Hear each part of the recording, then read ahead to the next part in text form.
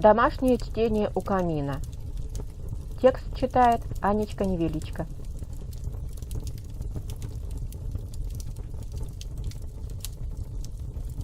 Юрий Никитин. Трое из леса. Часть 2, глава 1. Когда изгои начали волочить ноги, почти не отрывая от земли, поднимая тучи ядовитой пыли, что откуда только и взялась после утреннего ливня, мрак шагнул в сторону и растворился в дремучих дебрях седого ковыля, чахлых кустов и высоких стеблей озверелого чертополоха. Изгои не протопали без него и 10 шагов, когда мрак догнал. Снова пошел впереди. Сбоку на поясе теперь болтались 2 жирные перепелки. Он скалил зубы, глаза блестели. «Все еще дохловатые? Хворост хоть соберите». «Уже нет», — облизнулся Таргитай. «Это Олег дохловатый». «Да, за едой ему тебя не догнать». Небо на западе было покрыто кровавой корой заката. Солнце пряталось за облаками, готовилось опустить раскаленное тело в ледяной мировой океан. Таргитай и Олег без сил лежали возле костра, даже не отбивались от гудящих, как жуки, слепней. Мрак быстро смазал перепелок мокрой глиной, закатил в костер, присыпал горящими углями. Пока мрак точил секиру, он очень любил точить оружие, глина подсохла, потрескалась. Таргитай начал беспокойно двигаться, шумно глотать слюну. Одуряющий запах жареного в своем соку мяса достиг ноздрей волхва. Он сел, спросил: «Мы идем на восток?» «Разуй глаза», — ответил мрак раздраженно. «С голыми кулаками против Кагана? Никакие боги не станут помогать болванам. Да и не сумеют, думаю. Боги тоже не все могут». «А куда мы?» «Искать союзников». «Кого? Полян?» «Полян воробьи заклюют», — с отвращением бросил мрак. «Покрепче надо». «Кого же?» Мрак бросил едко. «Ты, волхв, ищи. У тебя книжка умная. А мы с Таргитаем пока поужинаем. Верно, Тарх?» Таргитай уже выкатывал прутиком бугристый ком из огня. Глина чудесным образом покраснела, превратилась в кирпич, из которого в весе полян сложены печи. Мрак ударил ребром ладони. Обожженная глина сухо треснула, развалилась, унося прилипшие перья. Взвелось облачко нежнейшего пара, а перепелка осталась лежать, задрав ножки, беспомощно голая, пахнущая, розовая. «Вроде бы готово», — сообщил мрак озабоченно. Он выкатил второй ком, разбил. «А вы готовы?» «Давно!» — вскрикнул Таргитай. Мрак, обжигаясь, подхватил перепелку за лапу, перебросил с ладони на ладонь. Наконец, с хрустом вонзил зубы в сочную мякоть, зарычал. «Хорошо. Ладно, Олег, почитаешь после ужина. А ты, Тарх, поиграешь на своей палке с дырками. Или тебе лучше на пустой желудок?» «Нет-нет», — поспешно заверил Таргитай. «На голодный лучше сочиняется, а петь надо на сытый». Все трое быстро ели горячее, пахнущее мясо. Олег посыпал золой. Мясо обретало солоноватый вкус. Таргитай тоже любил досаливать, но сейчас не хотел пачкать нежное мясо. Мрак ел, как положено мужчине, без соли, хлеба, острых травок. Потом Таргитай тихонько играл на дуде, а Олег усердно листал книгу. Темнело быстро. Он двигался к костру, стараясь разобрать стершиеся значки. Мрак посматривал с презрением. Вырождаются невры. Он, например, может рассмотреть коготки муравья, что ползет в 10 шагах. «Если верить книге, — сказал Олег наконец, — то вон там, за синеющей горой, живет могучий великан. Там же, если верить книге, ездит на могучем коне сверхмогучий богатырь Святогор. Сыра земля не держит, потому не покидает святых гор. Тут все написано древним языком, быстро не прочтешь. Читай, читай. Этого пока мало». Олег придвинулся к костру ближе. Мрак подбросил хворосту, и волк отпрыгнул, закрывая книгу локтями. Таргитай тихо и печально играл на дуде, пытаясь вспомнить и воспроизвести мелодию, что заронил в душу странник. Мрак медленно помешивал угли прутиком. Глаза его были в тени. «Горные великаны», — сказал он с сомнением, — «союзники. А им не все равно, мы или степняки. Вчера черные муравьи дрались с красными. Кинулись мы помогать тем или другим. Полистай еще.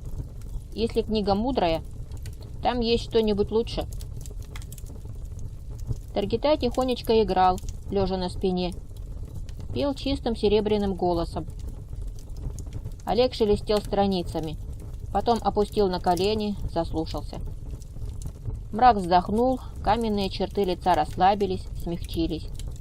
Багровый свет в глазах погас, лицо посветлело, словно внутри горел незримый огонь. Когда Таргитай наконец отложил свирель, друзья помолчали. Олег сказал удивленно: «Быстро складываешь. Песни у тебя уже другие, Тарх. Лучше. Мрак, я не нашел близко помощи. В горах живут горные великаны, но там и лютые звери. В степи властвуют степняки, но там живут и мирные поляне. В небе жирные гуси-лебеди, ну и совы, коршуны, кажаны». «С твоей книгой все понятно», — прервал Мрак. «В небесах только дурак ищет помощи, а полян уже насмотрелись. Завтра с утра в горы, хуже не будет. А теперь спите, что-то чересчур бодрые. Опять есть хотите?» 5-й день бежали, скрадываясь по ковылям, но горы лишь чуть приподнялись на краю Авида. После ливня, когда боги не попали огненной стрелой в Таргитая, видать, решили сжечь на медленном огне, а Мрак им помогал. На небе не облачко, небо белое от зноя. Таргитай еще раз полностью сменил кожу на плечах и спине. Даже на груди висели светлые лоскуты, а нос облупился, блестел. Бледные плети рук и ног Олега потемнели, стали толще. Самый худой все же выпрямился, бежал легко, а мешок за плечами сидел плотно, уже не прыгал, сбивая в кровь спину. Таргитай никогда не думал, что придется столько бегать, носить тяжести, рубить для костра крепкие, как железо, кусты, спать на твердой земле под открытым небом. На 5-ю ночь их дважды хлестал дождь, а на 6-ю проснулись от потоков ледяной воды, падающей с неба. Таргитай оказался в глубокой луже, спросонья нахлебался мутной воды с мусором вперемешку, заорал, вскочил в панике, а проснулся чуть позже. Они часто вспоминали рассказы Зарины о диких страшных горах, горных великанах, злобных гномах, огромных норах, в которых живут горыни и горынычи. Но когда горы приблизились, люди невольно задержали дыхание. Горы немыслимой высоты, просто чудовищной. А самое высокое, что невры знали доселе, это вековая сосна на околице Большой Поляны. А горы вставали дикие и страшные, блистающие как боги. На вершинах, на которые больно смотреть, блистали снега. Облака ходят ниже вершин, хотя еще сегодня невры были уверены, что облака трутся горбатыми спинами по небесному своду. Уже приходилось запрокидывать голову. Наконец, однажды земля под ногами начала круто подниматься. «Старая гора, разжиревшая и оплывшая под своей тяжестью», — подумал, подыскивая сравнение для своей новой песни, Таргитай. «Больше похожая на холм, сплошь заросшая густой щетиной леса. Зато за ней горы помоложе и круче характером. Семя в их каменные стены не вопьется, не всякая птаха решится свить гнездо». Они шли день за днем, и горы уже теснились, налезали одна на другую, страшно блестели многоверстными разломами красного камня. Однажды 2 стены сблизились, изгои шли по узкому ущелью. Под ногами вроде все та же степь, та же трава, только много выглядывает округлых камней, словно гигантские вишневые косточки, которые обсосали и выплюнули великаны. По бокам стены из камня. Шапка свалилась бы, если бы кто ее носил. Идешь, как в длинном колодце, вверх так высоко, что острые края цепляют и рвут проплывающие облака. Таргитай ожил. В ущелье сумрачно, как в родном лесу. Каменные стены вверху будто целуются. Палящего неба остается щелочка. Олег тоже не трясет головой, как конь, отгоняющий оводов. Капли пота не летят во все стороны. Только мрак спешит все такой же могучий, как Тур, грозный. Лук и колчан приросли к спине, большая секира в петле не мешает двигаться. На привалах мрак отлучался за добычей. Изгои разводили огонь, натаскивали хвороста, сушин, наполняли заново фляги чистой водой. Олег вычитал в книге, как в горах находить воду. К возвращению мрака огонь полыхал, на треноге висел котелок с кипящей водой, а изгои раскладывали на отмытых гладких камнях дикие целебные травы, плоские перья чеснока, трубчатые стебли, съедобные корешки. Мрак приносил странных птиц с жилистым мясом и длинными загнутыми клювами. Однажды подстрелил дикую козу. Съедали все. От добычи оставались лишь разгрызенные кости и перья, или шерсть до копыта. Изгоев мучил постоянный голод. Но, несмотря на тяжелые переходы, карабканье по скалам, оба быстро обрастали мышцами. Таргитай сбросил лишний жирок, нагуленный еще на печи, тело стало сухим и упругим. Глаза смотрели прямо. Кожа на лице натянулась, а детские припухлые губы стали тверже.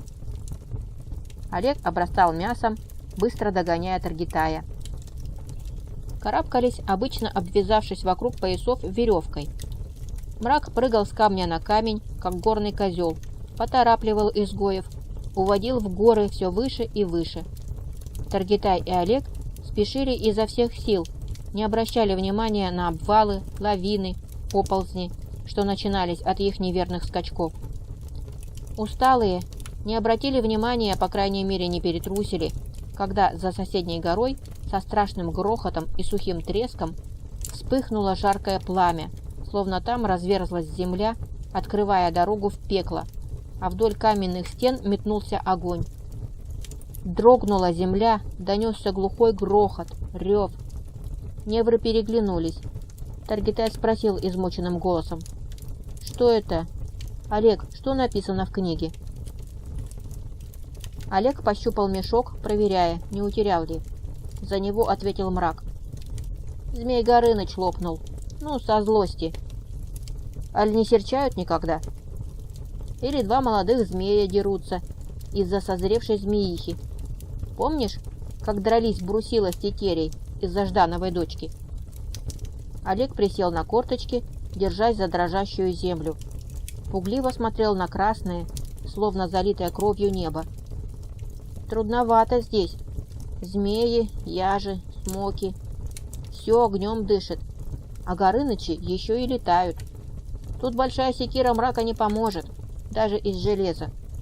Мрак опустил ладонь на рукоять секиры, которой гордился, ответил уязвленно: «Да, здесь лучше бы помогла магия. Таргитай, ты случаем не волк?» «Хм, я тоже. Нам бы сюда волхва, хоть завалящего». Днем в верхушке скал накаляло солнце, а ночью невры просыпались от холода. На камнях выступал узорный иней. Невры утром жадно его слизывали, страдая от жажды. Костры жгли всю ночь напролет, если находили хворост. Мрак поторапливал, покрикивал по-прежнему.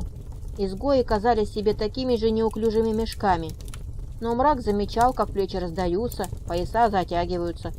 Даже у волхва грудь стала вздуваться, хотя и не замечает, пробует привычно горбиться. Считают себя такими же слабыми, ведь от него отстают. Но мрак помнил, что раньше он, щадя их, едва перебирал ногами, а сейчас бежит, прыгает. Но оба почти не отстают, хотя языки на плечах. «Ой, смотрите!» — ворвался в его мысли голос Олега. Тон был такой странный, что мрак сперва выдернул из ременной петли секиру, лишь потом повернулся. Одна из гор медленно двигалась в их сторону. Мрак тряхнул головой, взглянул снова. На этот раз увидел одну гору на другой. С третьего взгляда понял, наконец, что по вершинам исполинских гор осторожно ступает чудовищно огромный конь. На нем высится огромный, как скала, всадник. Странно и страшно блестят доспехи, шлем, нарукавники. «Надо перехватить!» — вскрикнул мрак. «Он пройдет мимо!» Задыхаясь от бешеного бега, они мчались по скалам, прыгали, расшибались о камни, перескакивали глубочайшие расщелины. Мрак подхватывал обоих, тащил, пинал, перебрасывал через провалы, заставляя лезть через гребни скал. Наконец добежали, рухнули, хватая воздух, как рыбы на суше. Во все стороны тянулась каменная плита, из щелей выбивалась сухая трава и корявые кусты. На краю плата, над самым обрывом, росло с полдюжины огромных деревьев. Облака скользили над верхушками, иногда цеплялись, оставляя клочья белого тумана. Конь Святогора брел медленно, опустив голову. Когда поравнялся с двумя лиственницами, достигавшими разве что груди, с хрустом сорвал одну верхушку, другую выдернул с корнем. Так и двигался дальше, равнодушно двигая огромными, как валуны, зубами. А на землю падали щепки с рук у человека размером. Святогор сидел неподвижный, застывший. Голова и плечи иногда скрывались в облаках. На широких плечах лежал снег.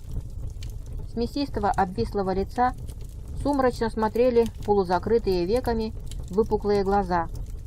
Огромный железный шелом размером с шатер блестел, спускаясь по самые насупленные брови, на которых тоже зацепился и не таял снег. Выгнутая стрела, пронзая козырь шлема, укрывала расплюснутый нос от ударов.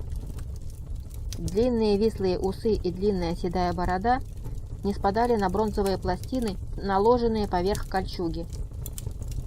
Богатырь был в кожаных портках, боевых рукавицах и тяжелых сапогах с огромными шпорами.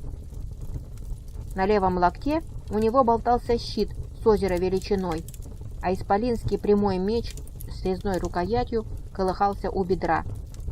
Из-за плеча выглядывал колчан со стрелами. Будь они поменьше, сошли бы за копья. Мрак заставил себя встать на ноги, он впервые чувствовал свое полнейшее бессилие. Замахал руками. «Святогор! Святогор! Святогор, услышь нас!» Всадник не шевельнулся. Его лицо было неподвижно, шелом надвинут на брови, а глаза полузакрыты. «Святогор!» — надрывался Мрак. Таргитай и Олег приподнялись на дрожащих руках, закричали сорванными голосами. «Святогор!» Святогор не шевелился, но внезапно остановился богатырский конь. Потянувшись через головы невров, он с сочным хрустом сорвал верхушку сосны. Огромная, как пещера, пасть поглотила ветви, раздался ровный треск перемалываемого дерева. Святогор медленно-медленно открыл глаза. Он уже закрыл было их снова, но что-то удержало. Он смотрелся в каменистое неровное плато. Слышно было, как скрежетнул его доспех. Святогор впервые шелохнулся. Огромная голова чуть наклонилась. Глаза были удивительно чистые, как у ребенка. Серые, цвета хмурого неба. Грянул, как гром, могучий, оглушающий голос. «Люди! Здесь?» Мрак невольно присел на корточки, а изгоев свалило громовым голосом, как подрубленные деревья. «Люди!» — закричал Мрак во весь голос. «Святогор! Мы забрались в горы, чтобы увидеть именно тебя!» Святогор долго смотрел молча, потом голос прогремел уже тише, словно из-за удаляющейся тучи. «Когда-то я не был дивом. Мельчает людье.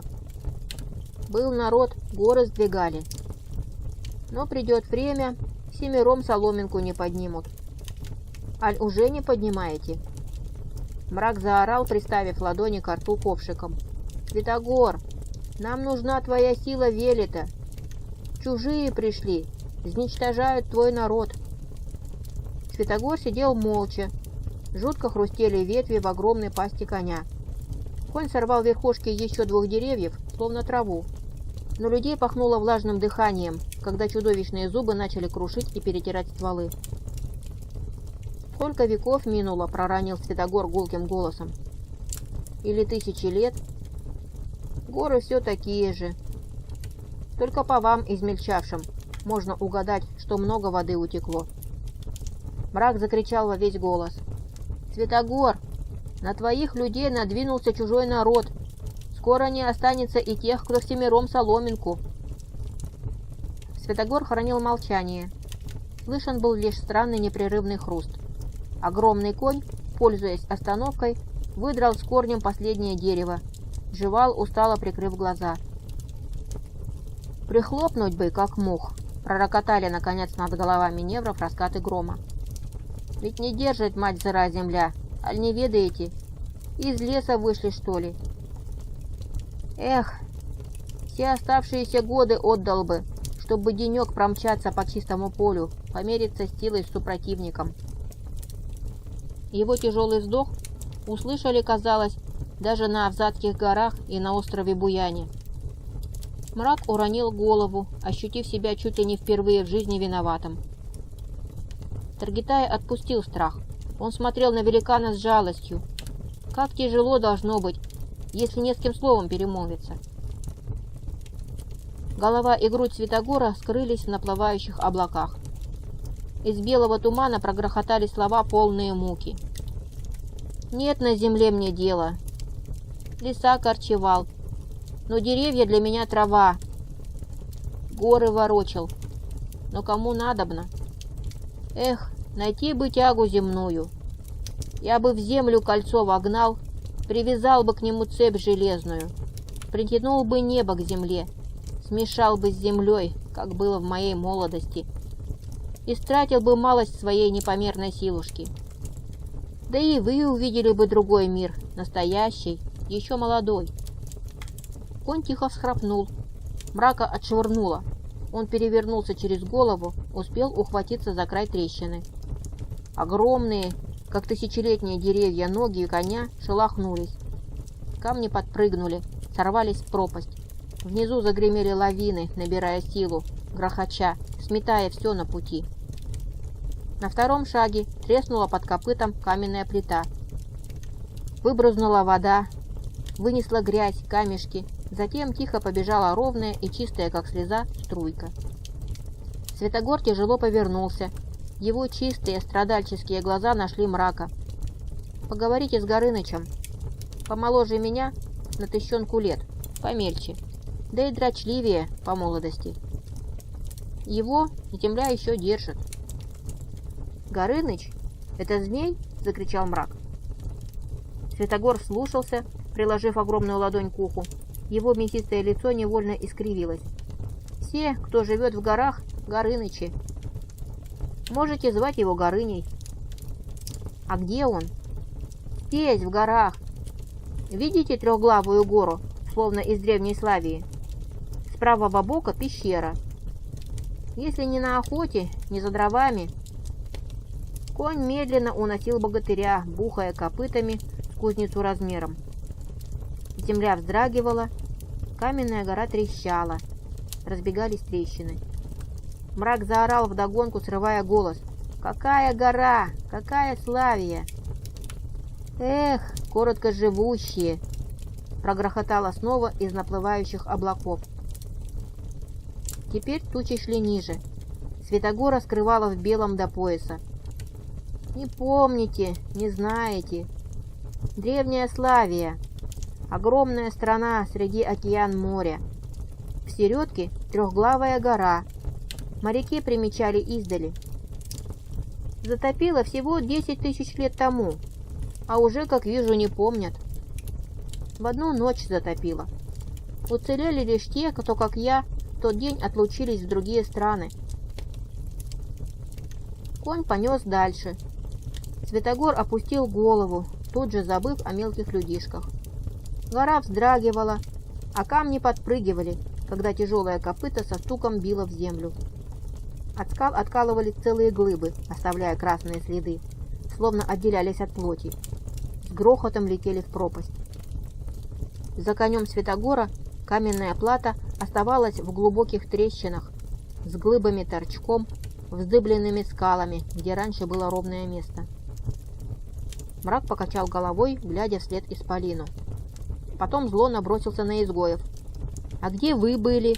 Языки в заднице повтягивало». Таргитай умоляюще прижал ладони к груди. Глаза были чистые, честные. Олег сказал виновато. «Я занемел, мрак. Я ведь трус, ты знаешь». Язык отнялся. Да и заговори я. Все равно ничего путного не посоветовала бы. В голове с перепугу все перемешалось. Мрак с досадой отмахнулся. «Кому нужны твои советы? Ваши глотки — другое дело. Я на год вперед наорался, уже хриплю». Таргитай пообещал с дрожью в голосе. «Если Горыныч или Горыня хоть чуть поменьше, я буду с тобой докрикиваться вместе». «Ладно. Волк. Он сказал о Трехглавой горе. Ты читал о такой?» «Трехглавая гора», — выговорил Олег все еще не устоявшимся голосом. «Ты будешь смеяться, но в самом деле читал о ней несколько раз. Трехглавая гора, Трезубец. Погоди, дай отойти от этого страха, все припомню. Или хошь, посмотрю сейчас». «Другой раз», — буркнул мрак. «У тебя пальцы трясутся, не отыщешь. А сейчас к этой горе. Да побыстрее, а то здесь темнеет быстро». Таргитай со страхом глядел вслед исчезнувшему всаднику, откуда доносился еще гул и грохот. «Малость передохнуть бы, у меня ноги трясутся, упаду в пропасть». «Подумаешь, ноги», — отмахнулся мрак. «Вон Олег весь трясется, но глядит соколом. Верно, Олег? Отдохнем, когда чего-нибудь добьемся. А со Святогором так, почесали языки». Он тащил их через гребни скал, россыпи гигантских валунов, что сдвигались с места при любом сотрясении воздуха, заставлял подниматься по веревке, прыгать через широченные пропасти. Тени от гор удлинялись, в воздухе потянуло вечерней свежестью. Трехглавая гора приближалась, но мрак орал, заставлял бежать, прыгать, и Таргитай в панике думал, что вот-вот глазомер подведет оборотня, а ширина расщелины окажется такой, что одолеть ее удалось бы лишь в 2 прыжка. Внезапно над ними прогремело: «Здравствуйте!». Эхо заметалось от стены к стене. Таргитай завис на кончиках пальцев. Рядом пронесся громадный камень, обдав его ветром, и Таргитай сорвался следом.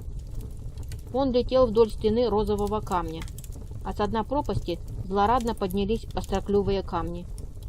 Вдруг нечто огромное перехватило его, как падающий орех. Бока сдавило. Таргитай, уже закрывший в страхе глаза, теперь распахнул их во всю ширь, но перед глазами замелькала стена розового камня. Его поставила ногами на твердое. Ладонь, это оказалась великанская ладонь, разжалась.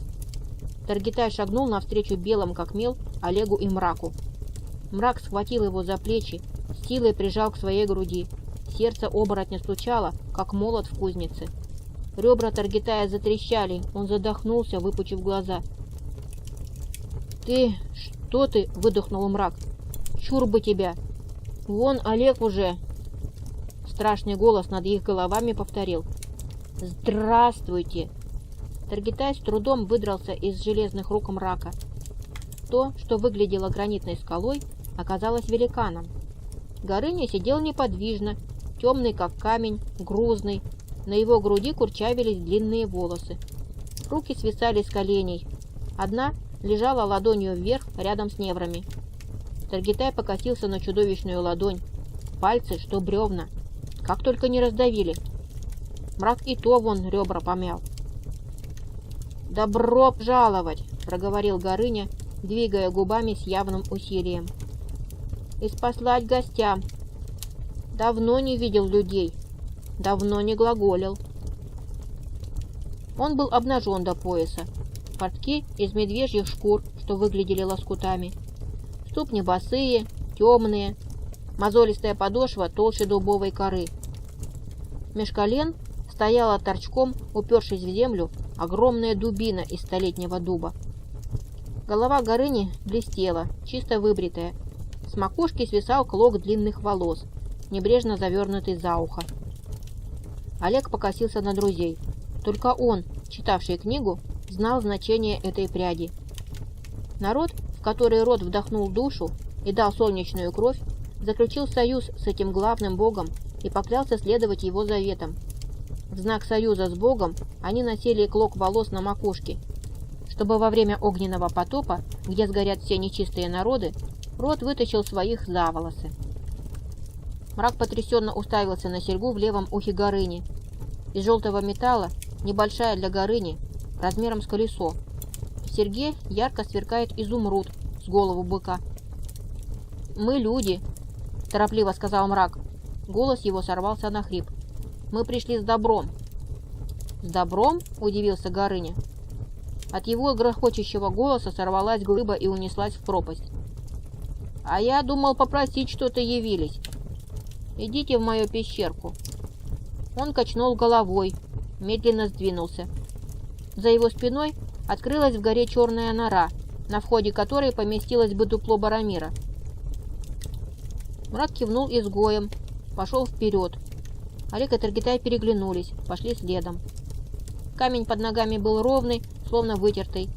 Невры сделали несколько шагов в полумраке. Внезапно сзади тяжело грохнуло. Под ногами качнулась земля, стало темно. Таргитая схватили за плечо сильные пальцы. Голос Мрака произнес торопливо: «Где Олег? Я его не вижу». «Что случилось?» – пролепетал Таргитай. Горыня загородил камнем выход.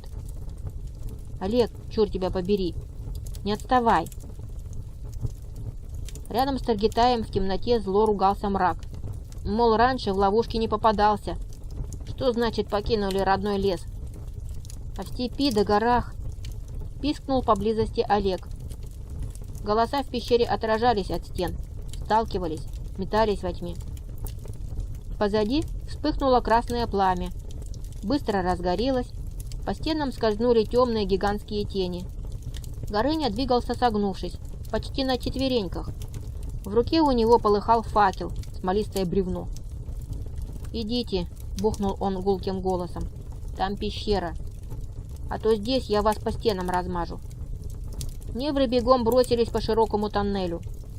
Даже стены и потолок были ровными, словно Горыня сгладил и отшлифовал темные камни своими боками и головой. Сзади слышалось тяжелое дыхание великана, похожее на рев огромного зверя. Внезапно стены ушли в стороны. Свод взмыл ввысь, растворился во тьме. Горыня вылез из тесного для него входа, встал во весь рост, с треском всадил факел в трещину на стене. Бревно полыхало ярко, но пещера была так велика, что невры видели только ближайшую стену розового с голубыми жилками камня и пол. На стыке стены и пола слабо блестела вода. Подземная речушка прогрызла даже неглубокое ложе в камне. В пещере было чисто, пахло свежестью. Посредине, если то была середина, высилась широченная гранитная плита. На ней что-то бугрилось, но что Таргитай не разглядел. Изгои жались к Мраку. Горыня отряхнул ладони, с кряхтением сел на пол. Таргитай смотрел со страхом. Даже так его голова Горыни на уровне груди. Горыня был чудовищно тяжел в плечах.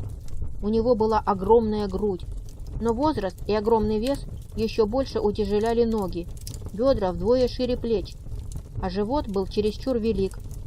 Горыня оглядел их, его лицо оставалось в тени, а неврам факел светил в лицо.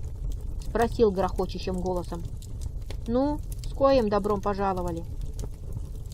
В пещере заметалась, словно летучая мышь в поисках выхода, насмерть перепуганное эхо. Мрак раскрыл рот, но оттуда вырвался лишь сип. Олег оттолкнул Таргитая, выступил вперед, заговорив дрожащим голосом: «Ты прав, могучий. Мы пришли с добром в сердцах, но нам нужна помощь. В страну, что лежит у подножья гор, вторглось жестокое племя, очень жестокий народ». Горыня не дослушал, махнул рукой, а его голос громыхнул, как сталкивающиеся горы. «Опять ваши насекомые драчки. Никак не повзрослеете. Нет, я в таких делах не помощник». Таргитай вскрикнул, невольно позабыв страх. «Почему?» «Святогор сказал, что ты можешь подраться за справедливость». Горыня повернул к нему огромную, как башня, голову. Глаза уставились с непониманием. Голос громыхнул тише. «Что есть справедливость?» «Справедливость — это...» — начал Таргитай горячо. Он запнулся, подбирая слова. Горыня подождал терпеливо, подсказал с явной насмешкой. «То, что выгодно тебе?» «Нет», — отрезал Таргитай. От негодования он перестал страшиться великана. «Мне ничего не надо. Но этот дикий народ убивает мирных жителей, уничтожает посевы, разрушает дома». Горыня не спускал с него глаз.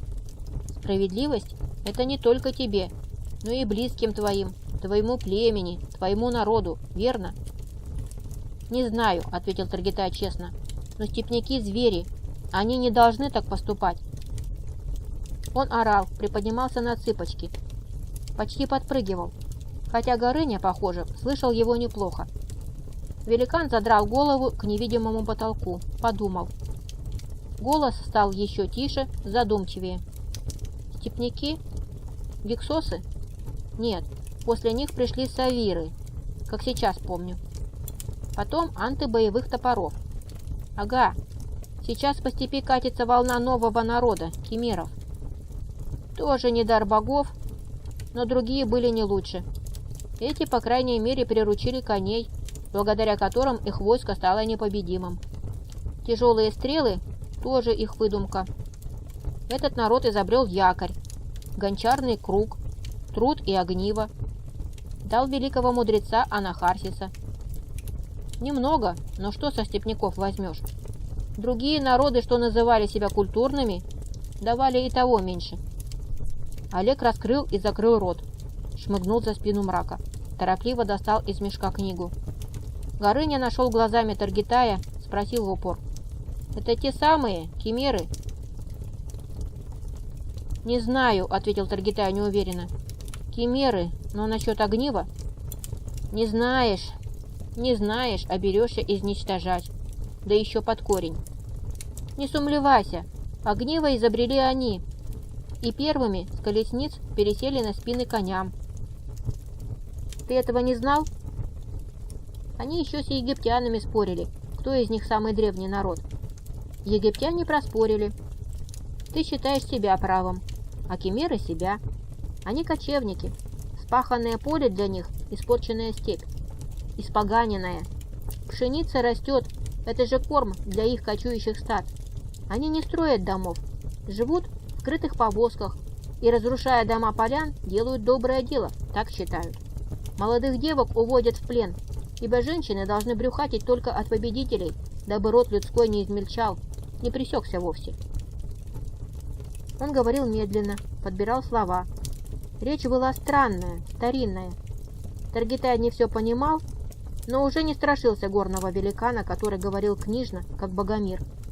Тот тоже часто напоминал о здоровье племени, о праве на жизнь только сильных, чтобы слабых изгонять, дабы род людской не поганили. «Они не правы!» — закричал Таргитай упрямо. «Ты отказываешься помочь, такой огромный, могучий». «Такой могучий, что обязательно должен быть туп, как камень, на котором сижу», — договорил за него Горыня. «Конечно, сила уму могила. Сила есть, ума не надо. Где сила, там и правда. Всегда есть соблазн, на себе испытывал, закончить спор кулаками, где последнее слово будет за мной. Но я прожил сотни и сотни лет, понимаешь? Хоть не очень умен, пусть даже совсем дурак, но за это время и дурак чему-нибудь научится». Он смотрел прямо в лицо Таргитая. Тот ощутил неудобство. Горный великан как будто знал, что Таргитай заработал славу дурака. Пусть даже всего на час сплоховал, но в дураки попал навек. Мрак тем временем обошел вокруг плиты, вытягивая шею. Непонятные бугры оказались набросанными в беспорядке тушами горных козлов. Огромные, с длинной шерстью и чудовищно тяжелыми рогами, загнутыми в кольца. Они выглядели кроликами, если не мышами, на столе Горыни. Мрак оглянулся на гору сухих стволов, груду веток. Горыня протянул огромную руку, не вставая, выдернул факел, опустил к полу. Мрак умело поджег сухую ветку, а великан водрузил факел на прежнее место. Мрак деловито развел костер, сдернул барана, в мгновение ока надрезал и содрал шкуру. Покосившись на огромный живот великана, теми же быстрыми движениями освежевал еще десяток, нанизал на огромные колья и укрепил над костром. Горыня наблюдал за крохотным человечком с умильной улыбкой. Губы Велета даже сложились трубочкой, будто собирался сюсюкнуть. Мрак почти бегал от гигантского костра к горе хвороста, где самая тонкая веточка была с его ногу. Кормил ненасытное пламя. Наконец заорал сердито. «Эй, умные, жрать, небось, не откажетесь? Так поработайте. У нас с Горыней кто не работает, не ест. Верно, хозяин?» «Хорошие слова», — одобрил Горыня. «В дикой общине очень верные». Олег насторожился, метнул непонимающий взгляд. Но Таргитай уже тащил огромную ветку. Уши пылали ярче факела Велета. Олег начал перетаскивать хворост к костру, но напомнил себе, что надо разузнать, что неверно в краеугольной заповеди невров.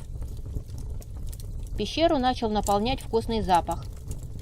Мрак приглашающе указал Горыне на подрумяненные туши. «Хозяин, готово!» Голос был сиплым, негромким, но Горыня кивнул. Сам приглашающий повел огромной рукой. «Садитесь ближе, явствуйте хорошо. Что-то мелковаты больно. Авось подрастете. Ха-ха!» Факел потрескивал. В залитой красным светом пещере бродили огромные жуткие тени. Странно и причудливо ломались, переходя с пола на стены.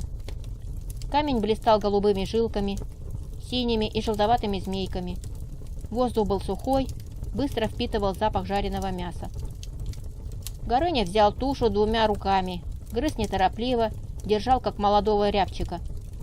Кости трещали. Горыня жевал козла целиком. Череп звонко лопнул под огромными, как валуны, зубами. «Набивайте пузо», — угрюмо посоветовала Мрак. «Надо двигать отсюда. Если Велет выпустит, не сожрет». «Не должен бы», — проговорил Олег неуверенно. Он перестал есть, побледнел. Горыня с хрустом жевал третьего барана. «Почему?» «Мы не враги, не опасные, по крайней мере. И говорит так книжно, умно. А умники воздухом питаются.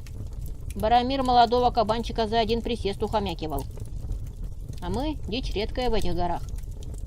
«Молчи», — прошептал Олег настойчиво. «Не подсказывай, сам авось не додумается». Горыня даже наклонился, наблюдал, как маленькие человечки ели, пили, мыли в холодной воде его подземной речки жирные руки. Серьга в его ухе поблескивала зелеными искрами. В странных слюдяных глазах Велета отражалось багровое пламя. «Святогор не может», — проговорил он грохочуще. «А я не хочу. Мне с гор много видно. Сверху все одинаковые. Меня степняки не обидели, верно?» «Нас тоже», — ответил Таргитай, потому что Мрак не нашелся, что ответить, да и сорвал голос. А Олег осторожничал, боялся рассердить Велета. «Мы за правду. Они наш народ обидели». «Невров?» — удивился Горыня. «Поляне — потомки невров. Кочевники сгоняют их, жгут, уничтожают. Разве правда не на нашей стороне?» «На вашей», — прогрохотало у него над головой. «На вашей. Хотя на их стороне тоже. Мелковатых правд много, а большую раздробили, чтобы удобнее было пользоваться. Я родня вам, это правда, но родня и кемерам. Что хлебало растопырили? Когда-то мы жили одним великим племенем. Люди племени ариев были покрупнее вас, нынешних, а я был подурнее и мельче. Ведь мы, велеты, растем всю жизнь. Не знаю, благословение это отца нашего, Велеса, или проклятие. Ваше старичье тоже с годами меньше двигается, закостеневает. А у нас в крови песка становится все больше, мясо твердеет, превращается в камень. Еще живые, но уже каменные горы, по которым черти что скачет, прыгает, а согнать не можешь». Голос дрогнул, он тряхнул головой, словно что-то отгоняя. Черная тень странно и жутко заметалась по пещере, ломаясь и вытягиваясь в щелях и сталактитах. Олег спешно раскрыл на коленях книгу, отыскал чистую страницу. «Что чудно», — проговорил Горыня тяжело, — «что мы все идем от одного племени, а племя от одного мужика. Сказывают, что что до сих пор жив, бродит по свету. Вот бы повстречать. «И что тогда?» — спросил мрак с интересом. Горыня медленно сжал огромный кулак. Захрустело. Меж пальцев стрельнули камешки. Вниз посыпалась струйка песка. Велет невзначай захватил пару валунов. «Я бы взял его за душу», — ответил Горыня мечтательно. Его тяжелые веки опустились, закрывая глаза. «Я бы спросил дурня, зачем? За что так?» Изгои переглянулись, не поняв. Только мрак кивнул. Бросил пару веток в затухающий костер. Горыня поджег еще пару смолистых бревен. Воткнул в щели. Огромный корявый пень сунул краешком в огонь. «Всю ночь гореть будет. Спите, с утра уйдете». Он как сидел, так и отвалился навзничь. Почти сразу мерное дыхание заполнило пещеру. Потом начался могучий храп, похожий на рев десятка разъяренных беров. Живот колыхался, в нем громко булькало, словно переливалось целое озеро. В пещере воздух был с дымом, но вытягивало сквозь невидимую щель в потолке. Огонь по смоляным факелам сползал медленно, нагревая воздух. Возле каменной плиты пламенели темно-красные угли, от них несло жаром. Воздух заполнился запахами дыма, пота, свежеснятых шкур, крови. Невры отошли как можно дальше от спящего Велета. Зашибет во сне, не заметит. Или в горящие угли спихнет по нечаянности. Таргитай лег посередке между мраком и Олегом, намерился обсудить то да сё. Велет уже не казался страшным. Но только умостился поудобнее, наконец-то натруженные ноги отдохнут, как грубая рука мрака ухватила за плечо, потрясла. «Вставай, вставай, лодырь!» Таргитай в испуге открыл глаза, вскочил как ошпаренный. «Что? Что стряслось?» Мрак приблизил к нему бешеное лицо. Глаза горели, как у дикого зверя. «Что стряслось?» — перекривил он зло. «Олег тебя будил, я бужу. Хотел уже Горыню просить, чтоб дубиной. Как только в тебя влазит столько сна?» Таргитай в недоумении огляделся. Олег, стоя на коленях в неверном свете догорающих факелов, запихивал в мешок жареную тушу барана. Горыня сидел, прислонившись к стене. Дубина стояла между коленей. Лицо Велета было в тени. «Уже утро?» — понял Таргитай разочарованно. «Ну, всегда так. А утром мне завсегда есть хочется». Мрак в ответ дал по шее. Таргитай, не удержавшись, слетел в ледяную воду и с диким воплем выбежал, где Олег уже ждал, тут же набросил ему на плечи мешок. С Таргитая текло, из сапог выплескивалась вода. Он упал на спину, в мешке хрустнуло, потряс ногами, выливая воду. Волчью шкуру снять не рискнул. Мрак вовсе озвереет, пусть сохнет прямо на нем. Горыня гулко спросил из своего угла. «Все-таки будете ротоборствовать с кемерами? А как, если не тайна? Как думаете найти и утвердить великую правду?» Таргитай вздрогнул от громового голоса. За ночь подзабыл. Олег тоже смолчал. Но мрак, к которому вернулся его зычный голос, шагнул вперед. «Вот чем!» Он похлопал по рукояти секиры. «Пока бьются наши сердца, пока есть кровь в жилах». Ладонь была твердая. Таргитаю показалось, что мрак стучал деревом по дереву. Горыня медленно кивнул, вытянул руку. «Вон там колечко, видите? Подайте мне». Олег вытянул шею. Все трое осторожно пошли в ту сторону. Здесь свет от факелов едва достигал. В полумраке они увидели на полу диск из желтого металла. Кольцо было размером с огород, а на высоту от пола до пояса невром.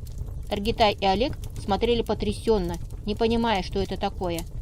А мрак подошел вплотную, навалился плечом, с силой упираясь в пол ногами, покраснел от натуги.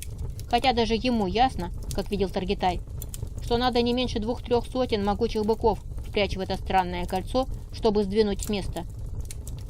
«Это серьга моего деда», — прогремел над неврами далекий и печальный гром. Он тоже искал, надеясь только на силу. Он поднялся, ушел, согнувшись в поясе. Вскоре загремело, в пещеру пахнуло свежим холодным воздухом. Невры, втягивая головы в плечи и стараясь не встречаться взглядами, заспешили из пещеры.